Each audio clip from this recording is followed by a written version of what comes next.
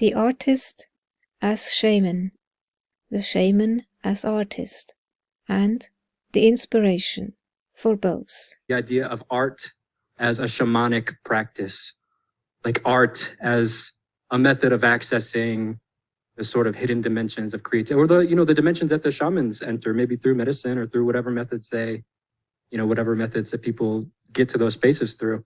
And I'm curious to hear your guys' thoughts on the similarities between the artist and the shaman. Well, I think that there's a kind of a wetlands of the visionary worlds that they cohabit. And I think that, it depends on the intention of the artist.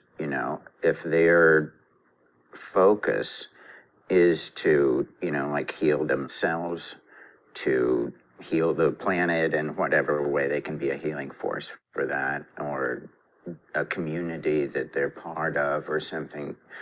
Those are the sort of higher intentions that the shaman is really going into it for. They may enter, just like someone coming into their creative power.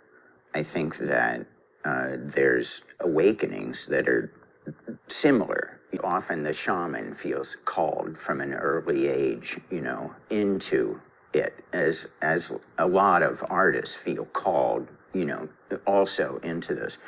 Ultimately, they're going, I think, to the creative source. Each one is bound, for an encounter and a relationship with a creative source. And so they each need to access it, and they each may encounter, deities and demons along the way, With shamanism, quite often there's a lot better structure, within an indigenous community.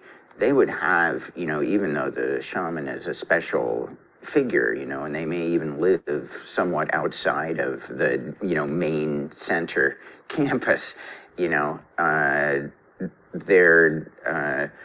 they become a reference point for the tribe, where healing possibilities and potential may be harbored, in the same way that a number of people now seem to go to the arts, even to museums or to their creative practice and things like that. There was some recent survey that said about 50% of people who have, work on their spirituality feel that they have this sense of spirituality in relation to the arts.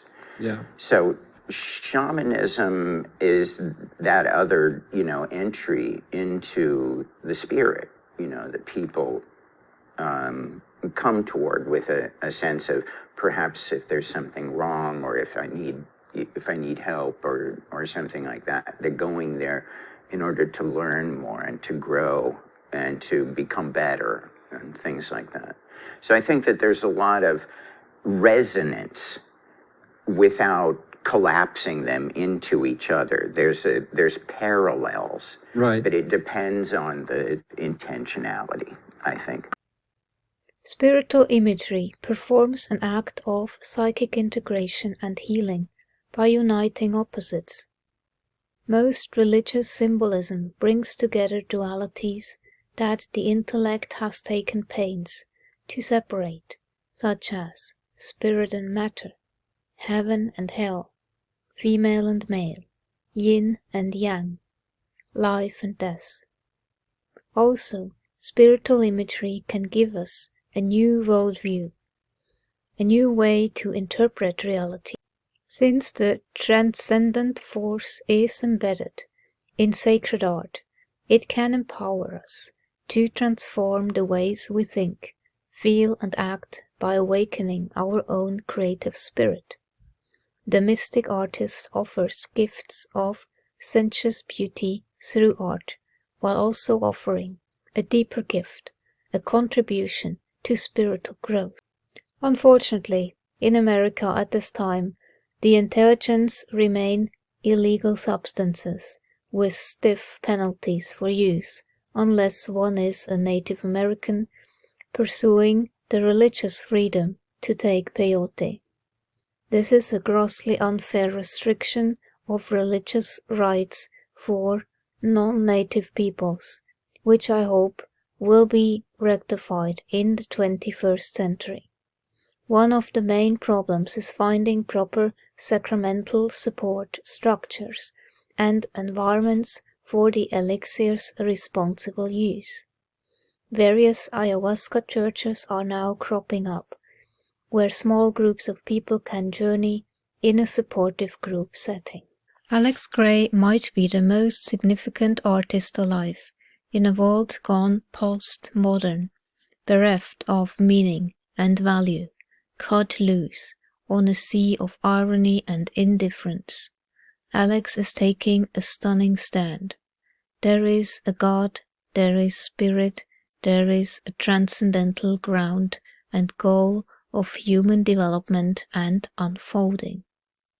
Higher realities are available to us. That is the message of Alex Grey's art and words in this book. He has set himself the extraordinary task of depicting in art these higher truths, and here encourages all artists to find their own unique means of serving art's abiding mission. This is art in its original and highest meaning, the subjective revelation of spirit. When an artist is alive to the spiritual domains, he or she can depict and convey those domains in artistic rendering, which wrestles spirit into matter and attempts to speak through that medium. When great artists do so, the artwork then reminds us of our own higher possibilities, our own deepest nature, our own most profound ground, which we all are invited to rediscover.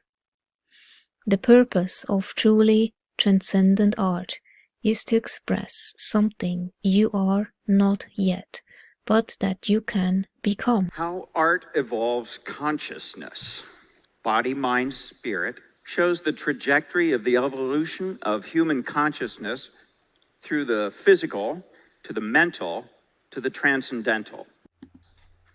I was invited to a party where I was given LSD for the first time. And I closed my eyes and I was in a pearlescent spiralic tunnel. I was in the dark and going toward the light. And the light was God. Every conflict and polarity was resolved in this spiritual rebirth canal. And I could see that gray brought the opposites together. And so I decided that would be my mission as an artist, to bring the opposites together, and I changed my name to Gray.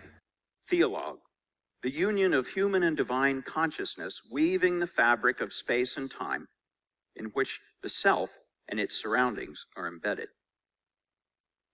The artist's hand holds a spiritual tool of evolutionary vision, and every creative act empowers every other creative act. We can look at the magic, mythic, rational, integral, and transcendental thrust of art history and see the entire arc of the evolutionary consciousness going on when we look back through our history. You know, the painter channels the creative force into the artifact. And this artifact then becomes a battery to ready to zap a viewer into a new way of seeing the world. Oversoul. Planetary consciousness becomes cosmic consciousness through human consciousness. The Net of Being was based on an ayahuasca experience. And it was a vista of interconnected Godheads, each one of them a node of an anthropocosmic node of awareness. And this is the God self, one node. You know, we're each one node of an infinitely interconnected self. Entheon means a place to discover the God within. It'll be a sanctuary of visionary art at COSM. Visionary art matters because the visionary mystical experience is the most direct contact that we have with the divine. And all sacred art and religious traditions are founded on this mystic state. Now, the best currently available technology for sharing the mystic visionary experience is a well-crafted artistic rendering by an eyewitness. Creativity is our spiritual path at COSM. And Entheon, we want to be a consciousness evolutionary accelerator.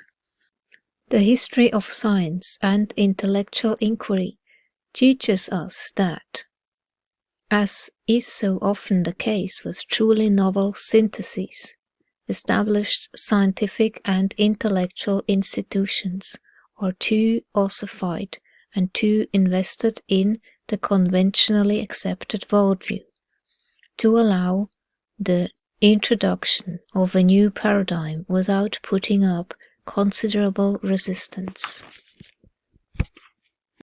The progress of science, and indeed of human knowledge, requires a dynamic tension between the mere accumulation of observations and dusty facts, and a synthetic process in which the accumulated results of scientific observation and inquiry are woven together into frameworks that, in the ideal case, create revolutionary paradigms that enhance human understanding of apparently discrete and unrelated aspects of nature. Dendrites. The human brain is an amazing organ. Our brains are made of 50 to 100 billion neurons that process information at lightning speed. The world's fastest supercomputer doesn't even come close. We have been given a gift. Each of those neurons are connected to each other by dendrites, which send and receive information between neurons. When we study in the library or learn new things, we build dendrites. When we study the same material again and again, whether by doing problem sets or using flashcards, the dendrites we built between neurons become thicker and thicker, and we reinforce those memories by building even more dendrites.